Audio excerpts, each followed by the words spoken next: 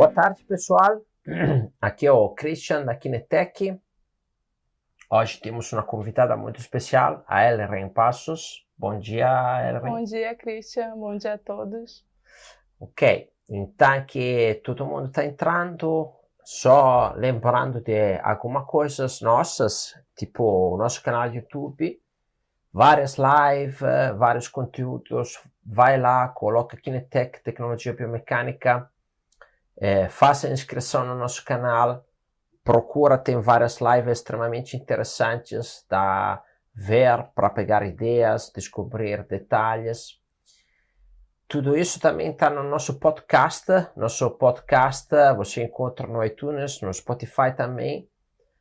Podcast de tecnologia biomecânica, o primeiro podcast de tecnologia biomecânica brasileiro. E, enfim, lembrando que esta semana está terminando a nossa semana especial do G-Work, porque tem interesse ainda hoje, é o último dia. Entra em contato conosco para esclarecer dúvidas ou ver quais são as possibilidades. Então, temos gente já entrando, Dani? Sim. Ok. O pessoal já está abanando aqui, dando oi. Perfeito. Então, hoje, gente, temos uma história incrível, como comentei no nosso history, quem olhou, né?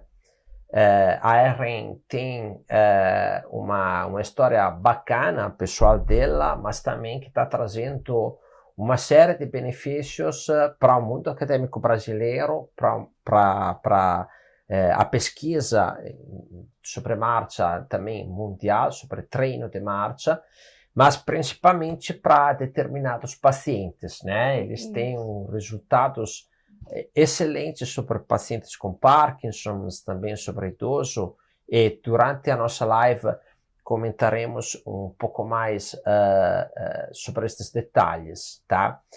Então, Erin, a primeira coisa que eu queria ver contigo é, me conta um pouquinho da tua história acadêmica e o que te levou aqui em Porto Alegre. Certo. Primeiramente, boa tarde a todos. Boa tarde, Christian. Eu gostaria de agradecer a oportunidade de estar aqui, né, conversando sobre a marcha, sobre algo que me encanta, que me apaixona. E aí já vai dentro da tua pergunta, né, um pouco da história acadêmica. Então, eu sou formada em Educação Física pela Universidade do Estado do Pará. E durante a minha graduação, quase próximo do final da graduação, teve um episódio específico na minha família em que a minha mãe perdeu os movimentos de locomoção.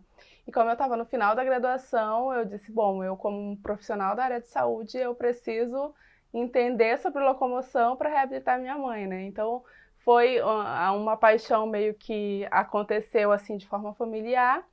E logo em seguida que eu formei, eu me deparei para atender na clínica paciente com Parkinson. E eu nunca tinha visto Parkinson durante a graduação, enfim. E aí eu fui me especializar em neurociências, voltado para reabilitação. Durante a especialização, eu tive contato com disciplinas de biomecânica, né, da locomoção, e aí a paixão foi aumentando, né? E na época, em 2009, 2010, a gente não tinha uma especialização, uma pós-graduação voltada para a ciência do movimento humano no estado do Pará. Então, eu busquei, né, no Brasil as possíveis universidades a fim de fazer um mestrado e doutorado, até porque a docência sempre foi também algo que me apaixona, me motiva.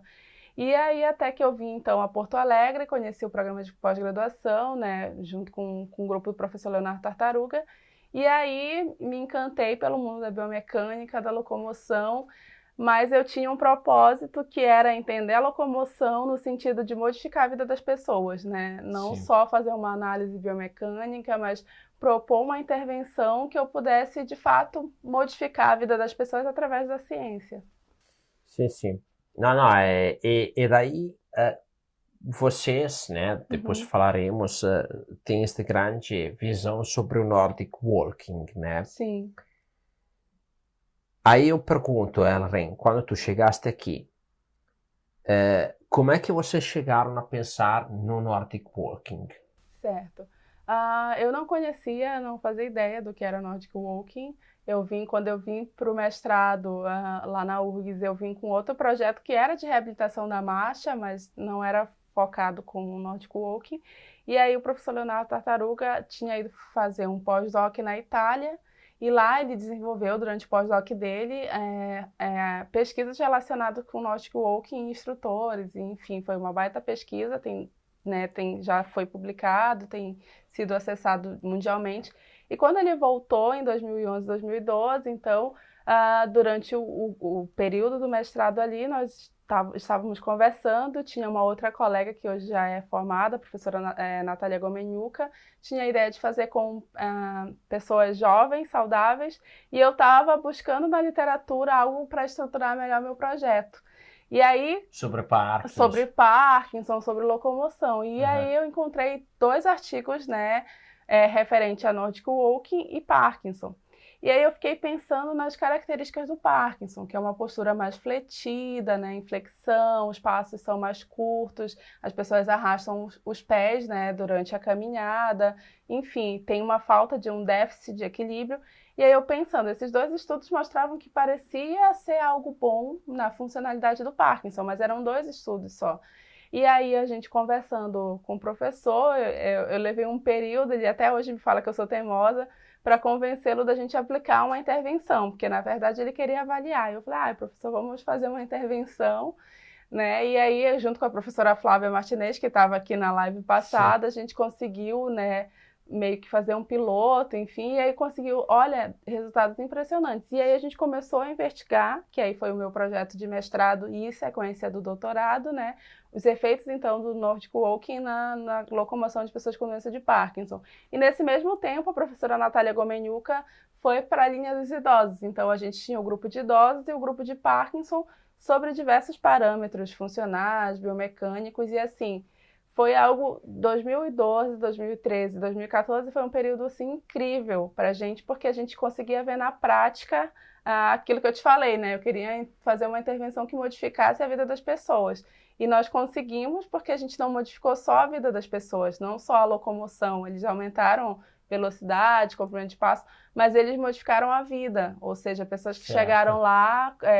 que eram levadas por esposo, enfim, acompanhantes que não dirigiam mais, voltaram a dirigir, voltaram a fazer trilhas, voltaram... Até, inclusive, um paciente foi fazer a marcha na Patagônia, assim, então algo incrível que a gente conseguiu modificar. E aí, o resultado foi tão legal, assim, na vida dos pacientes, que eles se mobilizaram para que isso permanecesse, né? Então, hoje o projeto já está na 8ª edição, né, de paciente com doença de Parkinson e de idosos. Se chama...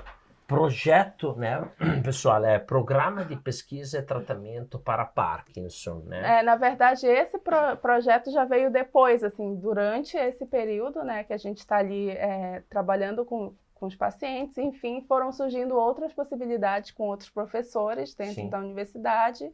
E aí a gente agregou, então, nesse projeto que se chama Programa de Tratamento e Pesquisa para o Parkinson, a gente agregou outras possibilidades terapêuticas, que é a dança, que também tem tido resultados incríveis, assim, que é junto com a professora Aline Reis, e o jogging aquático, que é a corrida em piscina funda, né, junto com a professora Flávia. Sim. E aí é uma outra extensão, né, dentro desse projeto que surgiu lá em 2012, assim. Sim. E os resultados são incríveis na marcha, na funcionalidade, na qualidade de vida. Me passa um bastão ali, Evan, porque aqui no Brasil é realmente pouco conhecido, até Sim. vocês têm dificuldade para encontrar conseguir os bastões, os equipamentos, né? Sim. Então, só para vocês terem uma ideia, Evan, explica para eles qual é a característica destes bastões aqui, para eles terem uma ideia. Tá, então, para quem nunca teve contato, o que é Nordic Walking, né? As pessoas podem estar se perguntando aí, tem, né? Na verdade, o Nordic Walking, traduzindo do inglês, é caminhada nórdica. Tem esse nome porque surgiu lá nos países nórdicos, né? Que foi uma adaptação quando os esquiadores eles queriam continuar treinando no período do verão. Então, eles foram fazendo umas adaptações até chegar nos bastões de Nordic Walking, caminhada nórdica, que também é o mesmo termo utilizado. E aí tem uma grande diferença, porque é uma caminhada natural que você vai usar um dispositivo, né? É importante falar isso. Mas tem todo um passo a passo e ele é diferenciado porque muita gente confunde com o bastão de trekking, né? Que é um bastão um pouco diferente. Então, no bastão da caminhada nórdica, você tem toda uma empunhadura, né? Que permite você segurar de forma tranquila e não te gerar lesão. Tem essa luvinha apropriada, que você tem os lados também da mão, direito e esquerdo, né, que você coloca. E a grande diferença, né, se a gente for colocar do bastão de trekking pro de Nordic Walking, é que o princípio da caminhada nórdica é segurar, impulsionar, ou seja, a força que você vai aplicar contra o solo é que vai te fazer uma propulsão à frente e soltar. Então, a luvinha ela é importante para isso, para que você consiga executar a forma correta. E tem uma altura que é ideal, né? Esse bastão aqui a gente chama de telescópico, ele é ajustável, né? A gente pode tem ajustar todas essas com... medidas Isso, aqui, tem né? uma medida específica. A gente pode ajustar. Então, a Federação Internacional recomenda 0,68 vezes a altura da pessoa, né? Que geralmente dá um pouquinho acima do umbigo, da cicatriz umbilical, né? A luvinha que aponta. Mas isso também é questionável, porque existem técnicas já padronizadas, que várias técnicas, técnica alfa, outras técnicas paralelas que falam, tem que ser a técnica dessa forma, o braço tem que ser completamente estendido, o braço tem que ser flexionado. E o que nós temos observado ao longo desse tempo? Nós vemos desenvolvendo, então, um protocolo de treino e de técnica que seja adaptado para pacientes idosos neurológicos, porque eu não posso exigir uma técnica super perfeita lá do idoso que tem um déficit cognitivo ou de uma pessoa com doença de Parkinson que tem algumas alterações. Então, nós fomos adaptando uma técnica nova, né, baseada nas nossas vivências ali com o grupo, e a gente tem, então, desenvolveu todo um protocolo, não só da técnica, quanto de treinamento. Porque uma coisa interessante falar é que não basta pegar o bastão e sair caminhando. Você precisa de um profissional capacitado, que tenha, né, de preferência, um curso específico, e principalmente a questão da dose do treinamento, né, que essa questão da prescrição ela é fundamental. Todos os nossos benefícios que a gente tem da caminhada nórdica, que é aumento do equilíbrio, a pessoa melhora a postura consideravelmente, às vezes aumenta na avaliação da avaliação pós 3, 4 centímetros de altura. Isso é bastante coisa. Justamente pela postura que você adota quando usa o bastão, né? Pela função cognitiva, você é uma caminhada natural, mas que você precisa aprender uma técnica. Então, nós acreditamos, ainda não tem um estudo específico com ressonância magnética, mas assim, vários estudos têm demonstrado que quando você faz a caminhada nórdica comparada à caminhada livre, você tem mais ganhos cognitivos.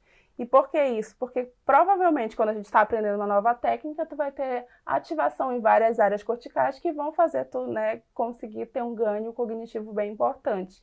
E isso é importante para a qualidade de vida do paciente, assim, porque eles com bastão, eles falam, é totalmente seguro. Então eu me sinto melhor caminhando. Ele se sente mais seguro, se ergue mais, tem mais força para impulsionar. Isso, inclusive o trabalho de coordenação que desenvolve, assim, aspectos cognitivos dele, né? Isso, inclusive, por exemplo, é um treino, né, que a gente preconiza a velocidade, a distância, mas que a gente tem visto que tem aumentado a força consideravelmente de braços e pernas, né? Certo. E embora não seja um treino específico de força, nos nossos resultados a gente tem visto isso, que eles têm aumentado, então, essa força de membros, tanto de membros inferiores quanto de membros superiores. Então, é uma técnica completa. Ele tem um pezinho diferente também, né? Isso. Sim. Então, esse pé, ele também é diferente do bastão de trekking, ele tem essa botinha que a gente fala, né?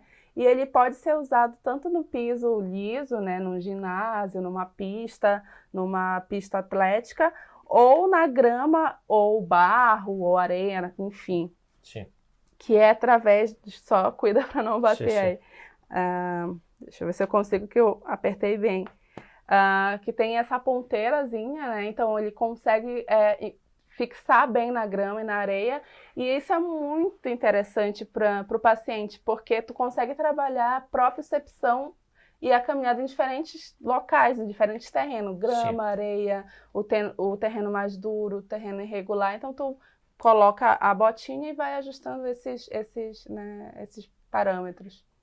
A Ellen trouxe, gente, uns vídeos bem interessantes que a gente vai mostrar agora aqui.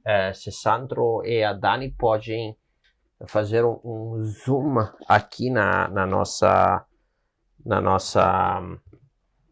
tela aqui. Deixa eu só pegar aqui o meu mouse. Vou me abrir um pouquinho para vocês poderem ver. Este aqui é o vídeo sobre o programa de pesquisa e tratamento para Parkinson, que apresenta a turma do Parkinson fazendo as demais atividades. É um vídeo bem bacana, vamos ver aqui. Está postado também no nosso story, se vocês querem dar uma olhada. Olha aqui eles andando, nem parecem parkinsonianos. Olha que ritmo, olha ali, tá correndo até. Dançando, né? Incrível, né?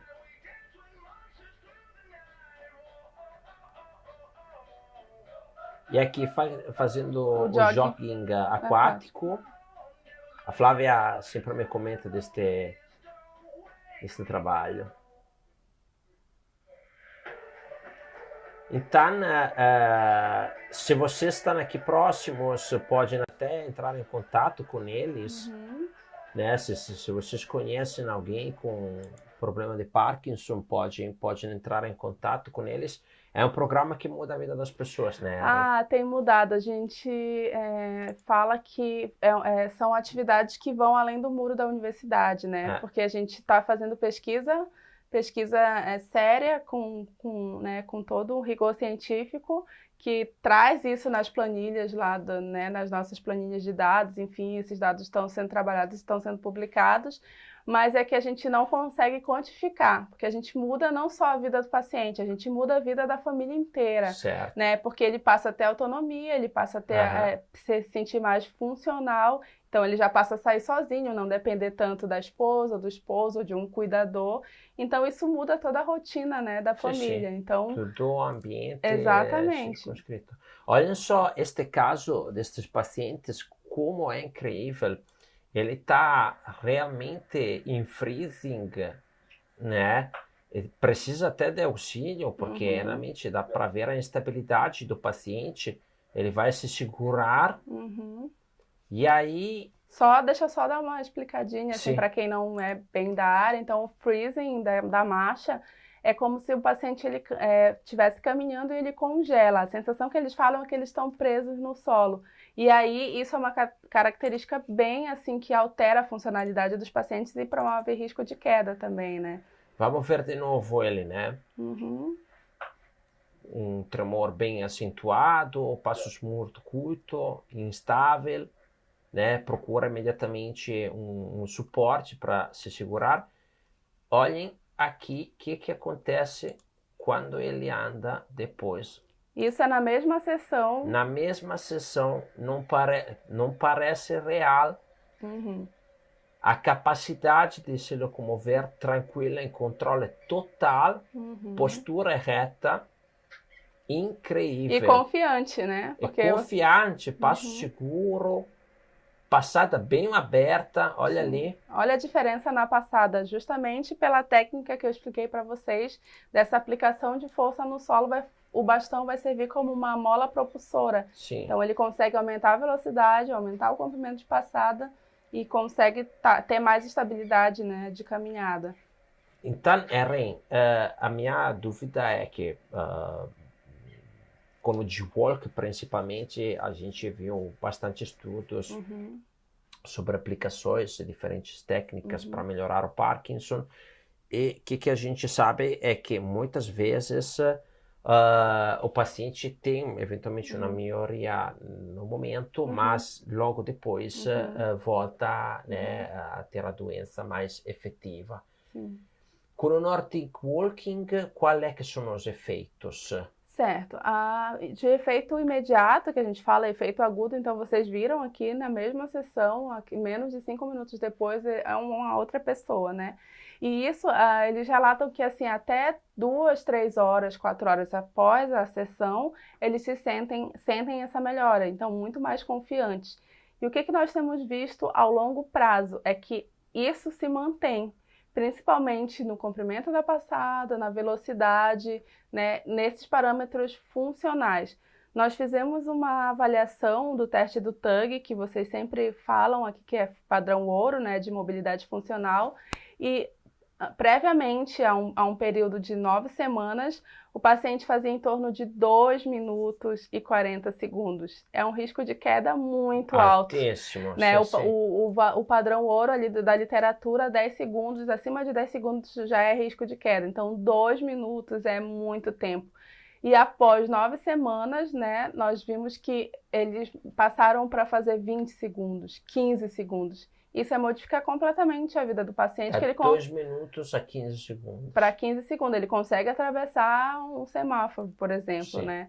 Então, e isso se mantém. Agora, o que a gente fala? Que é remédio. Eles têm que fazer para a vida toda. Não dá para fazer, vou fazer 9 sessões ou tantas semanas. É a vida toda. Exercício é a vida toda, né? E o recomendado seria um treino diário para eles? Não, o que nós temos visto na literatura é que de 2 a 3 vezes na semana é o suficiente para essa população.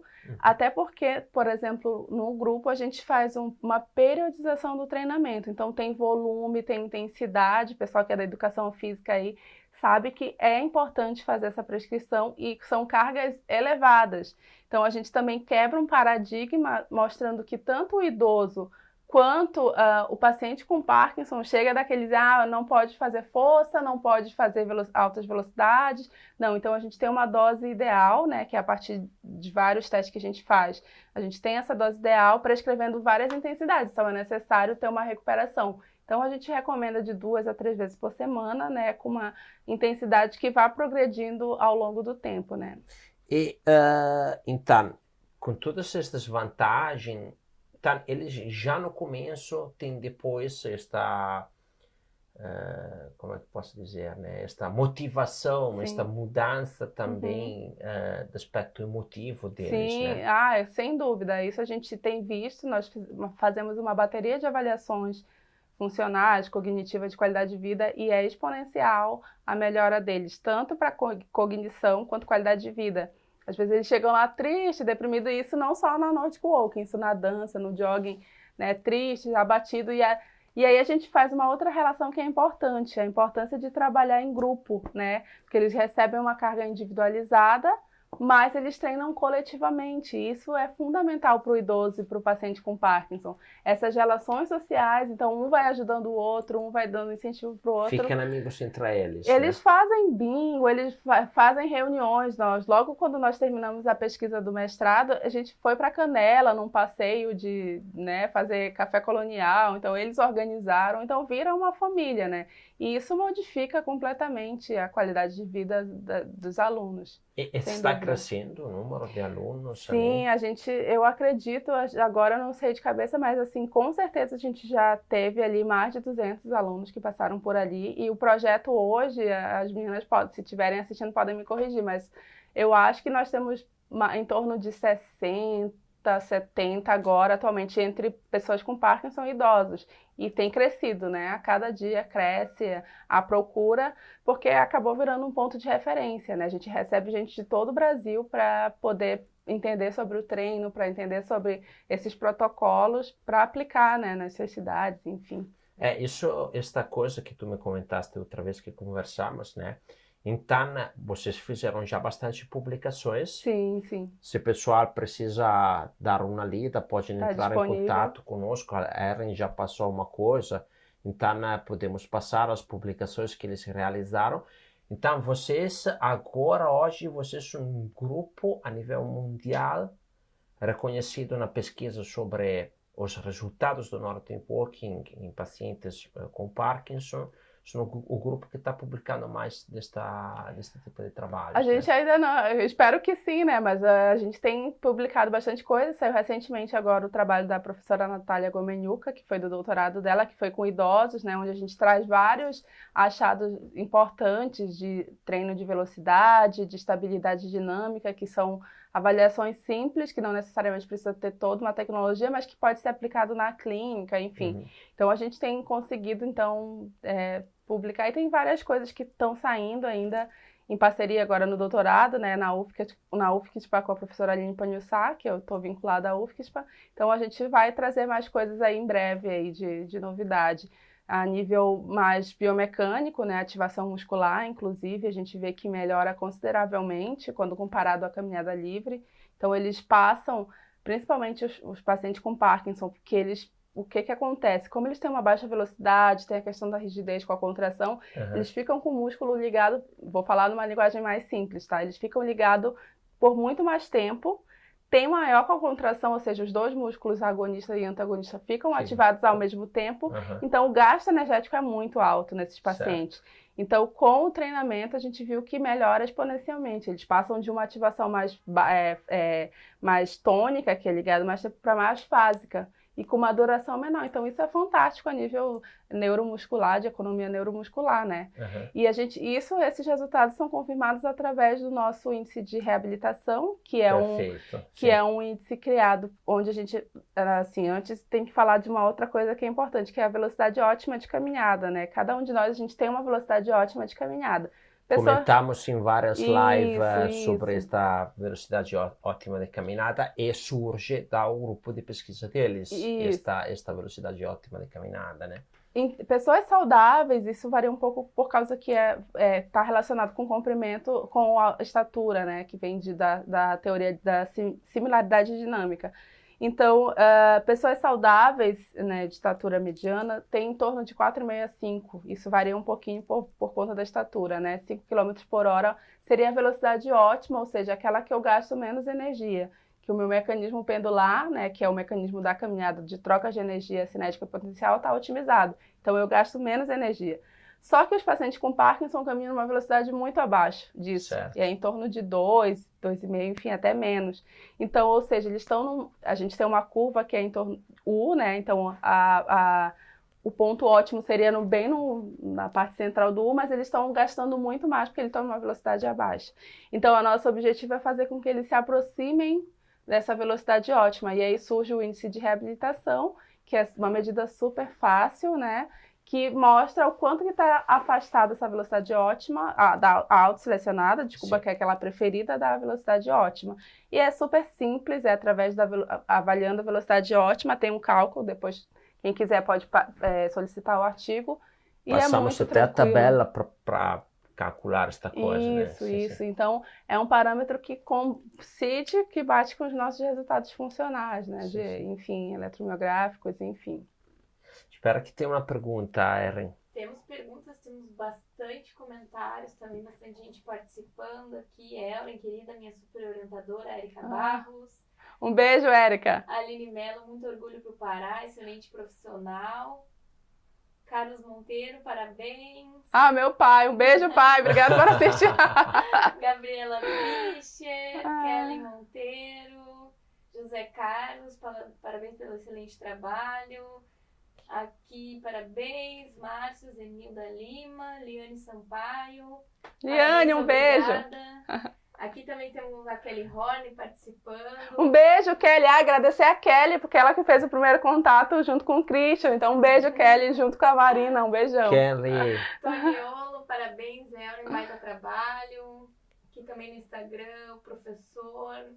Deixa eu procurar aqui. Professor Elton Santos, cheguei participando. Lari Donatoni, excelente profissional. Um beijo aqui da Irlanda. Nossa, estamos chiques, hein? Da Irlanda também. Que legal. A Kelly comentou aqui. Andrei também, cheguei agora. Legal. E aqui temos uma pergunta da Maisa Miranda. As sessões são só treinamento da marcha? Qual o nome desse bastão? Tá. Então, assim, primeiro pelo bastão. O bastão é bastão de Nordic Walking. A gente estava até comentando antes aqui de começar que é um pouco difícil de encontrar no Brasil, mas tem alguns sites, eu não sei se pode falar, né? Mas procurando ali bastão de Nordic Walking, vocês podem acessar, né, e tentar solicitar os bastões. Então, a gente está tentando agora com uma empresa que eu não posso falar o nome, trazer, então, de fora, né, para que se torne mais acessível aqui no Brasil os bastões. Então, desculpa, a sessão de treinamento... Só treinamento de marcha. Sim, uma coisa que é importante, assim, que eu ia falar bem antes, eu acabei não comentando com o Christian.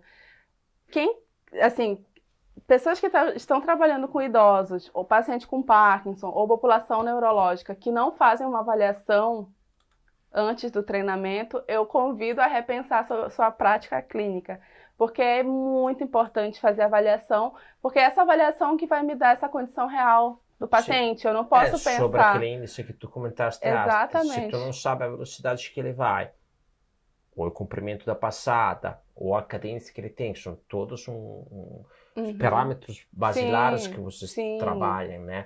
Depois, como é que tu vai comparar? Não tem como, né? E fora isso, né? Pensando especificamente na marcha, isso é fundamental, mas eu tenho que pensar ele no sentido funcional. Será que como é que está essa força? Como é que está essa amplitude de movimento? Porque a gente sabe que, por exemplo, tanto o Parkinson quanto o idoso tem uma amplitude menor dos ângulos articulares de quadril, joelho e tornozelo, então isso vai influenciar na marcha. Isso tem todo... A Flávia brilhantemente falou na live passada da questão de pensar no paciente como um todo, né? Sim. E aí eu preciso avaliar isso para poder prescrever o treinamento. E aí esse treinamento tem que pensar em variações de velocidade. O que a gente tem visto na literatura é que aumentando essas velocidades, é claro que eu não posso pegar o paciente lá nível 4, né? A gente tem 5 estágios na doença de Parkinson. Por exemplo, o 4 ali é um dos mais afetados, depois vem o 5, que já é cadeira de roda. Mas eu não posso pegar um paciente 4 e colocar ele e fazer uma velocidade acima. Eu tenho que fazer uma progressão. E antes disso, antes até de pegar o bastão, o que eu tenho que fazer? Uma reeducação da marcha. Tanto do idoso quanto do paciente com Parkinson. Porque o que acontece? Ambos têm algumas características semelhantes. O idoso também tem uma redução de velocidade, às vezes arrasta o pé, tem um tempo maior de contato, né? Não tem aquele movimento de rolamento. Então, eu preciso fazer uma reeducação dessa marcha para poder, então, implementar um dispositivo, porque senão ele vai ter uma neuroplasticidade negativa. Ele já está numa condição ruim e eu vou treinar ele numa condição ruim? Não, eu tenho que reeducar, trabalhar postura, o core é fundamental justamente para trabalhar essa postura, porque a tendência do idoso ou do Parkinson é andar caminhando para baixo, né? Enfim, até pelo risco de queda, pelo medo. Então, trabalhar isso, trabalhar principalmente core, essa coordenação de braços e pernas, porque no Parkinson a gente fala que tem uma caminhada em robô, que eles perdem essa coordenação, essa dissociação da escapular e pélvica, né? Certo. Então, trabalhar esses movimentos coordenativos, atividade de dupla tarefa é fundamental, porque tanto o idoso quanto o Parkinson, eles têm uma tendência de ser piorados fazendo 2 atividades, uma cognitiva e uma motora.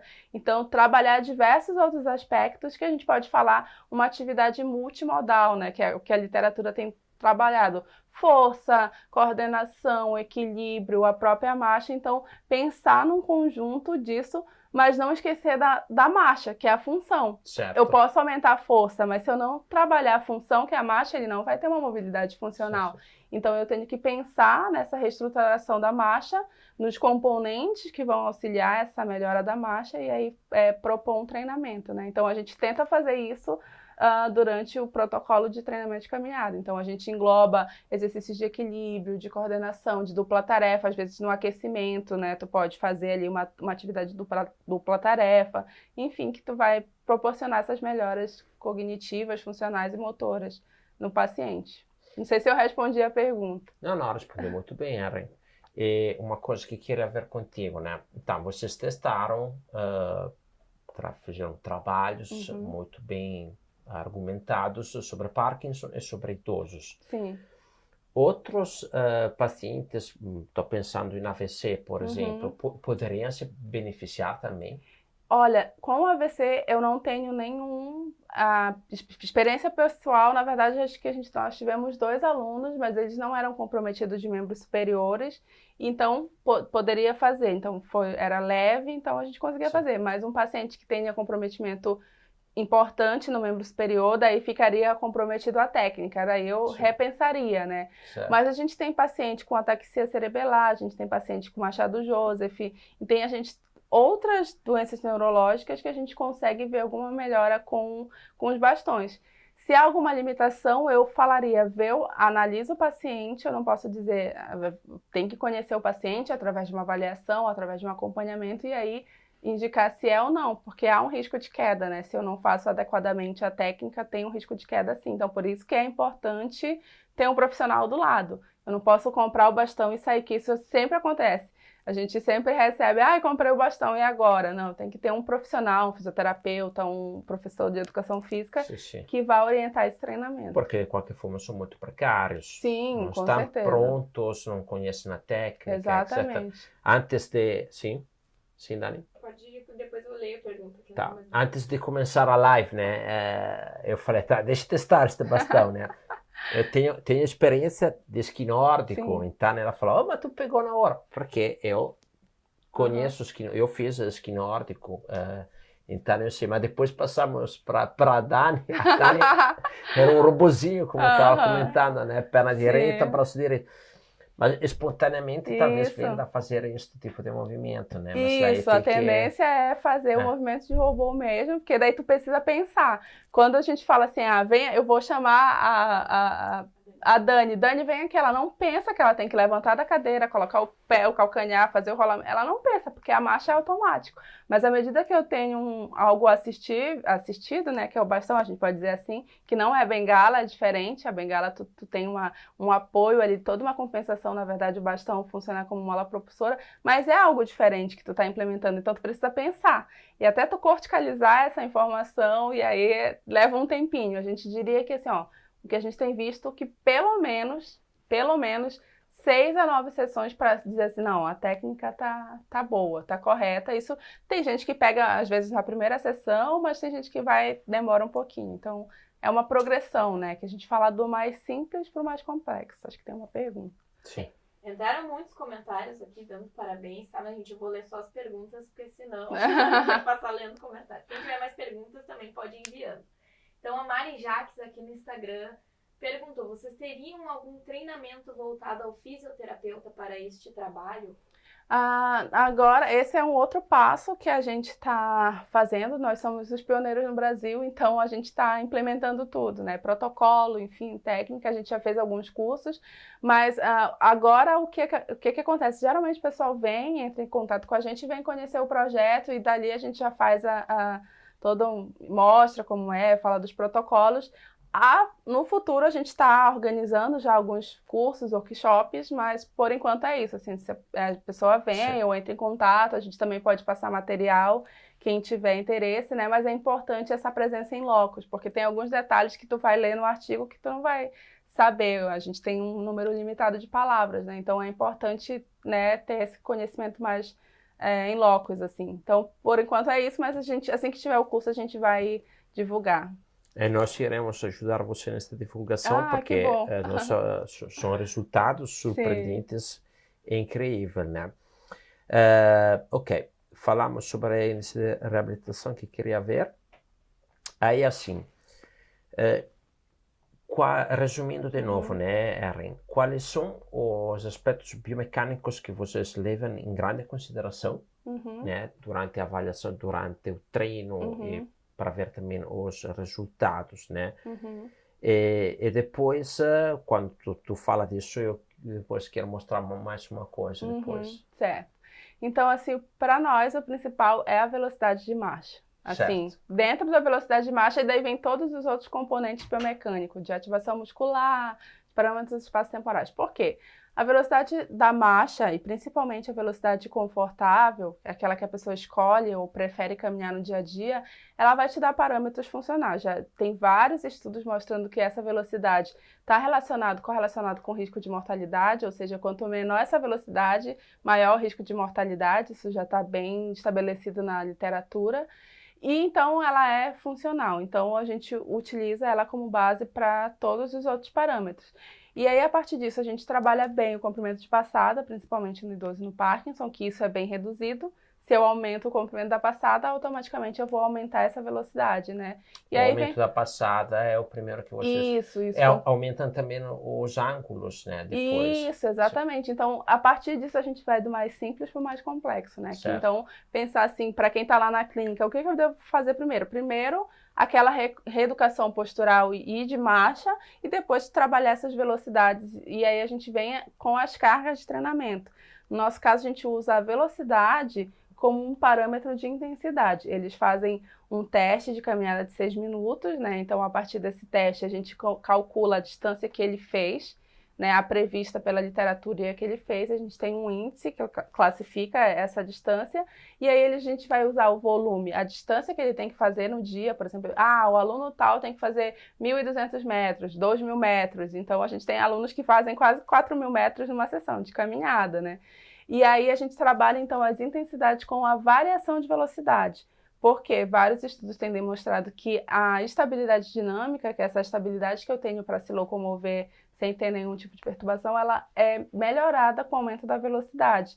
Então, a gente faz essa variação de velocidade. Hoje a gente trabalha com velocidade mais baixa, uma autoselecionada, uma intermediária e o trote, né, que já é quase a corrida. Então, eles fazem intensidades diferentes de velocidade, só que o principal disso, a gente fala que eles têm que transferir o treino para a vida deles. Então, assim, eles fazem lá, mas a gente cobra, olha, em casa tenta utilizar essa velocidade, quando for no supermercado, enfim. E eles acabam corticalizando isso e funciona. Então, uma coisa que é importante também, quem trabalha com marcha tem que criar mecanismo para que o paciente ou o idoso lembre. Porque eles... Exatamente. Então, a gente até fez um artigo que eu acho que eu te enviei também, que é mostrando assim, alguns parâmetros. Eu não vou falar, aumenta o comprimento da passada, aumenta o ângulo. Não dá, né, para o idoso ou para o paciente com Parkinson. Então, a gente criou alguns termos bem, assim, bem do dia a dia.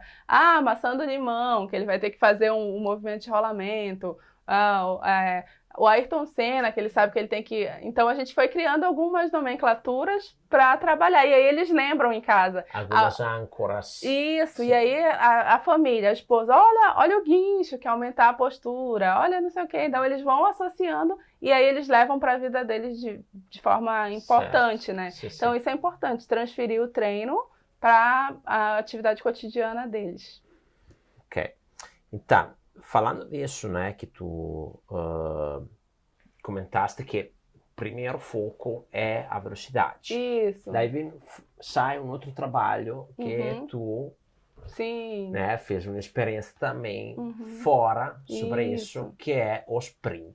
Sim. Então, deixa eu só ver aqui se não me atrapalha. E tanto a caminhada nórdica quanto o sprint, inicialmente, parecia loucura, né? Eu escutei muito isso, isso é loucura, colocar os Parkinson a fazer a caminhada nórdica, vão cair. O sprint, Parkinson não tem que fazer sprint. Sprint, gente, é a corrida rápida, 100 metros, né? Esse daqui é o paciente com Parkinson, né? Isso, o paciente com Parkinson. Olha aqui, o paciente com Parkinson. O que acontece? Pronto. Vai, olha aqui, está em câmera lenta, né? Ele vai e corre, gente. Olha a passada dele aqui, como sai completamente, o tempo de voo é bem importante. Sim. Ele vai e corre, gente. E então, aqui vai no extremo da velocidade, o máximo que ele o máximo, puder. Exatamente. Aí a minha primeira pergunta, quando tu vai falar para eles, ok, vai fazer um sprint, que eles te comentam? Certo. Então, por exemplo, eu vou voltar um pouquinho para poder chegar na tua resposta. Quando nós estávamos trabalhando essas diferentes velocidades, o que acontecia? Quando eles estavam no trote, que é um pouquinho, não é a corrida nem a caminhada, é o trote, alguns saíram correndo e falaram, eu me sinto melhor correndo. E aí a gente falou, opa, tem alguma coisa interessante aí, né? E só que isso não tinha sido realizado com essa população, né? E com base na literatura, a gente sabe que o treinamento de alta intensidade, ele traz benefícios a níveis neurais bem importantes, porque ele acaba ativando outras áreas que vão contribuir para a melhora motora. Isso já tem vários estudos com paciente com AVC, com Parkinson em bicicleta estacionária, enfim. A gente pensou, então, por que não o sprint? Porque é uma atividade de alta intensidade, trabalha força, trabalha potência, trabalha velocidade, e pelo próprio relato deles, eles falaram, eu me sinto melhor correndo. Então, foi um desafio, assim, a gente fez, inclusive, quando a gente fez o piloto, foi com esse, a gente, né, ele foi assim, vamos testar para ver se realmente vai, e ele foi tranquilo. No dia da avaliação, que foi esse dia, que ele disse assim, trouxe o celular dele e disse, por favor, eu quero que vocês filmem, porque a minha família não está acreditando que eu vou fazer o sprint, que eu vou correr na minha velocidade máxima. Então, assim... A motivação e o que isso traz para eles, ou seja, eles conseguem fazer atividade e, assim, algumas características do Parkinson parecem desaparecer E a motivação de fazer uma atividade desafiadora é incrível, né? Então, eles, depois que a gente fez a primeira etapa da pesquisa aqui no Brasil, eles me mandavam, eu já estava lá na França, eles me mandavam, hoje eu diminuí tantos segundos, tá bom? Então, assim, eles passaram a fazer o sprint, né? Então, algo interessante, o estudo não saiu, vai ser agora faz parte da minha tese de doutorado, que é logo daqui a um mês, praticamente. E a gente vai mostrar esses resultados. E o interessante, nós comparamos com idosos saudáveis e não teve diferença na performance. Ou seja, isso é um dado fantástico, porque parece que durante a corrida esses sintomas desaparecem. E nós achávamos que seria piorado a performance, mas estatisticamente não foi muito diferente. Próximo. Sim. Exatamente. O que é diferente são as estratégias que eles têm para manter, né, a corrida. E aí a gente chama de efetividade da corrida, que aí são os parâmetros mais biomecânicos. E aí são estratégias diferentes do idoso, do Parkinson, mas a nível de performance não teve diferença. Então isso foi bem legal. E aí sobre isso tu fez uma experiência na França, né? Isso, a gente foi uma parte do meu doutorado, né, pela UFSC, com a professora Aline Panhussá. Então, eu tive a oportunidade de ir para a Université Côte d'Azur, na França, que é trabalhar com o professor Morin, que trabalha especificamente com sprint, né? Ele trabalha com alto rendimento e para ele foi um grande desafio aceitar um trabalho completamente clínico, né? E ele disse, vamos aprender junto. Então foi muito legal. E aí lá nós aplicamos com os idosos, né? E também foi algo muito fantástico, assim, né? A motivação dos idosos fazendo os sprints. Então foi bem legal. Vai ser igual a caminhada nórdica, né? Ainda não tem nada, como alguns anos atrás tinham 2 estudos, hoje tem muitas publicações com caminhada nórdica, mas a gente espera que isso seja expandido depois na literatura. São quebras de paradigmas, gente. Ou seja, né? Comentamos isso um tempo atrás. Normalmente, quando o paciente tem esta condição ali, vem toda aquela parte de coitadismo, não pode fazer, tem que... Da infantilização do idoso ou do paciente neurológico não dá, gente, não tem como. Tem que treinar, tem que ter carga e tem que ser controlado. É a avaliação, prescrição... Eles se motivam sozinhos, né? Depois, sim. A gente até tem que controlar, porque depois eles começam a fazer tantas outras coisas que, como eles participam lá e a gente faz a avaliação, a gente tem que controlar, mas é uma motivação incrível, né? É autonomia e independência funcional, né? Esta semana eu estava em São Paulo, estávamos introduzindo o Nirvana, que é um sistema de reabilitação virtual. Então, tem exercícios, e daí fazemos sobre alguns pacientes, né? Fizemos sobre 2 com AVC, e era um recém, era um mês que teve o AVC, então ele estava comprometido também com a fala, com a parte visual, parte motora, né? Ele estava... Então, a equipe achava que ele estava em uma condição. Ele percebeu que eles estavam fazendo demais com ele, coitadismo, essas coisas, né? Estavam protegendo demais. Daí ele se desafiou muito. Que tri! E aí, quando terminou os exercícios, que ele conseguiu completar tudo, inclusive tivemos que aumentar a dificuldade, porque ele estava conseguindo realizar muito bem. Ele parou, todo mundo, e estava do lado da coordenadora da fisioterapia do centro que estávamos fazendo a demonstração, pegou ela e falou, vocês não acreditavam que eu teria conseguido. Olha só. Se desafiou, né? Isso é importante para os alunos que estão assistindo aí. Exato. Ele desafiou. Para nós foi fantástico, porque estávamos ali apresentando que o sistema dava uma forte motivação aos pacientes, e foi comprovado isso para os pacientes que fizemos, né? Mas foi muito interessante o resultado e ver que ele mesmo disse, eu vou conseguir vocês... Exatamente, e aí o profissional tem que ter essa sensibilidade, porque às vezes, acha que não pode. É claro que a gente está falando que, olha, coloca todo mundo a fazer isso, não é bem assim, né? Tem que ter toda uma avaliação e tem que ter uma progressão, né? Mas tem que parar de pensar que o idoso, ou o paciente com Parkinson, ou qualquer outro, é o coitadinho, enfim, tem que estimular para que ele tenha essa independência funcional. Ele pode passar os seus limites. Exatamente, até porque quando ele consegue, eles falam isso. Depois eu fiz um questionário sobre o sprint, o que foi para eles fazer o sprint. Tu precisava ver, assim, é de chorar o depoimento deles. Eu achava que eu nunca mais ia conseguir, eu pensava que eu ia ficar só em casa vendo televisão e hoje eu saio para correr. Então, assim, tem que desafiar eles mesmo para que eles se sintam capazes, né, e tenham essa autonomia, assim, funcional. Bom, Dani, temos mais coisas? Temos vários comentários aqui, parabenizando. Deixa eu voltar aqui. Denilson, parabéns pelo seu grande trabalho que está desenvolvendo. Marcos Marcondes de Godoy, parabéns, doutora. Precisamos de mais pesquisas assim, com grandes descobertas extremamente funcionais em sua aplicação. Maurício Gimenez, muito boa essa entrevista. Tarlen Diego Monteira, que estou muito orgulhoso de você. Ah, meu irmão. Entrou toda a família. A Erika também. Os trabalhos de pesquisa da Elren são maravilhosos, fazendo a diferença na ciência. Parabéns. Obrigada. O Josimar Miller está nos acompanhando também aqui. Ah, que legal. Só uma coisa que eu queria frisar, assim, que é bem importante, né? Que é isso, eu gosto bem de frisar. Na verdade, esse trabalho aqui com Parkinson começou comigo, né? Mas, assim, todos esses resultados têm uma equipe muito grande por trás. São muitas pessoas envolvidas. Eu quero mandar um beijo pro pessoal do Locomotion, que deve estar assistindo, do pessoal do GENEL, da UFIX, o pessoal envolvido com PPT Parkinson. São muitas pessoas, fisioterapeutas, profissionais da dança, profissionais da educação física. Então, assim, eu estou trazendo algo aqui que faz parte do meu mestrado, do meu doutorado, mas, assim, tem muita coisa que tem muitas outras pessoas envolvidas, né? Então, assim, são resultados de envolvimento de muitas pessoas, né? E de grande competência, porque tem o Leonardo Tartaruga, a Aline Pagnussat, tem gente de grande competência e alunos deles envolvidos nos programas, são todos extremamente competentes. E o pessoal se envolve muito porque... Acabou. Como modifica tanto a vida deles e a gente fica tão próximo dos alunos, né? Inclusive, deve ter vários assistindo aí, então é algo que, assim, ó, não tem preço. Não tem artigo publicado que pague essa modificação. E aí entra naquela nossa conversa inicial.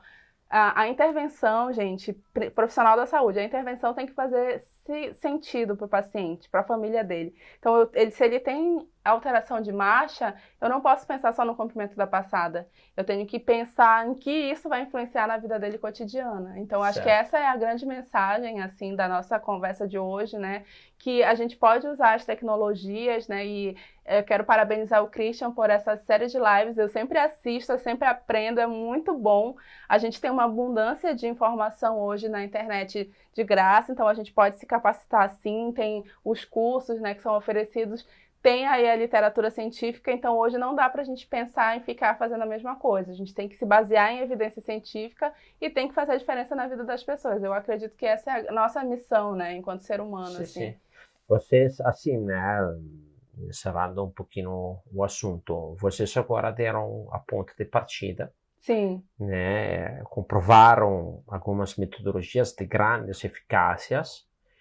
Então, ao pouquinho esta coisa irá entrar sempre mais.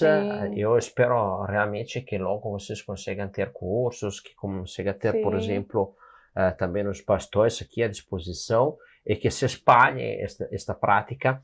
É muito divertido também. Né? É muito legal. E o fato de treinar na natureza, em contato com o verde, já tem vários estudos mostrando isso, então é fantástico. É fantástico. É interessante também associar música ao treino.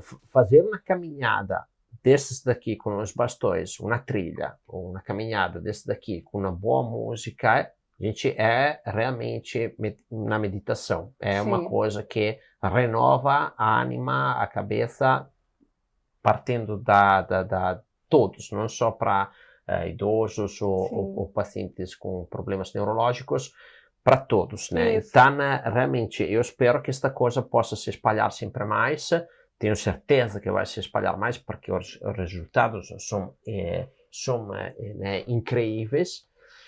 Então, acho que hoje terminamos aqui a nossa conversa. Certo. Eu agradeço muito pela tua disponibilidade e também queria parabenizar pelo trabalho, um trabalho fantástico que vocês desenvolveram, tá? Então, pessoal, termina aqui hoje na live incrível.